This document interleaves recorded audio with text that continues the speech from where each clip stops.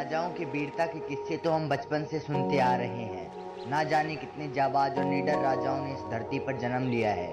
तो दोस्त, आज हम आपको बताने वाले हैं भारत के 3 सबसे शक्तिशाली, निडर एवं जाबाज राजाओं के बारे में। तो चलिए शुरू करते हैं। पहला, महाराणा प्रताप।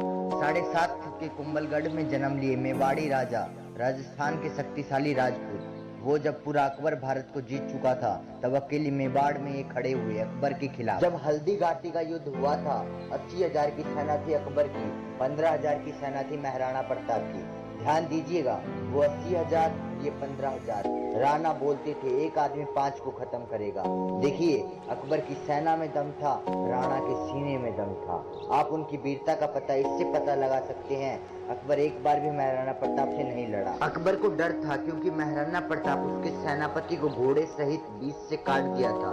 तो अकबर की हाइट कम थी, तो उसे डर था कि ऐसा अकबर के साथ भी हो सकता था, और अकबर को दिल्ली से ईस्टर्न साइड जाना पड़ा। उसने मेवाड़ को छोड़ दिया। महाराणा प्रताप ने अपने पूरे मेवाड़ पर फिर से अपना कब्जा कर लिया। कुछ दिन हफ्ते ठीक निकले। उन्हीं दौरान एक शेर का शिकार करते वक्त किसी एक्सीडेंट उनका देहांत हो गया। दूसरा, छत्रपति शिवाजी महाराज। मराठाओं के दिल में बड़ी गहरी जगह बनाई। 19 फरवरी 1630 में जन्म लिया। पिताजी शहाजी भोसले, माता जीजाबाई।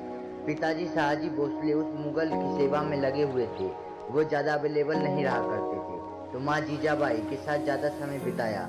शिवाजी छोटा सा बच्चा, उसको बचपन से ही रामायण से लेकर महाभारत, भगवत गीता तक और सारी पौराणिक कथाएं उनको सुनाया करती थी। असर क्या हुआ? छोटी उम्र से ही एक स्वाभाविक लीडरशिप शिवाजी में दिखी।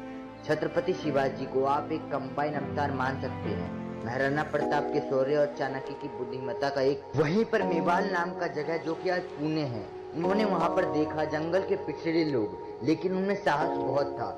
उन्हीं के साथ कुछ दिन बिताए और एक दिन अपने दोस्तों और सबको बुलाया और उनको क्या बताया, मराठाओं को मुगलों के नौकरों के रूप में जानते हैं, और ये वहां पे बोले गुलामी एक मानसिकता है और कुछ नहीं। और वहीं पे सेना बनाई और अगले कुछ सालों में 360 किले जीत गए। उनकी वीरता विश्वास को देखकर वो इनके लिए जान देने तक के लिए हाजिर हो गए। तीसरा, छत्रपति संभाजी महाराज। छत्रपति शिवाजी के ज्येष्ठ पुत्र। 1657 में इनका जन्म हुआ। बचपन से आखिरी तक केवल संघर्ष। 2 साल की उम्र में ही उनकी माता जी का देहांत हो गया।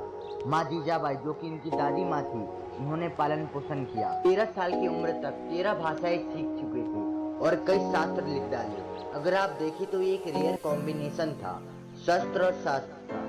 जो व्यक्ति शास्त्र पढ़ने में बड़ा एक्सपर्ट होता है, फिर उससे शस्त्र नहीं उठता, और जो शस्त्र उठा लेता है, उससे शास्त्र नहीं उठता। इसका परिणाम क्या हुआ? बुद्धि और बल दोनों बढ़ गए। 7 किलो की तलवार लेकर 16 साल की उम्र में पहला युद्ध जीता और 19 साल की उम्र से अपने रायगढ़ को संभालने लग गए। 23 साल की उम्र में 1681 में पिताजी छत्रपति संभाजी महाराज वीर मराठा, उनका देहांत हुआ और केवल 23 साल की उम्र में मुगलों को पछाड़ डाला।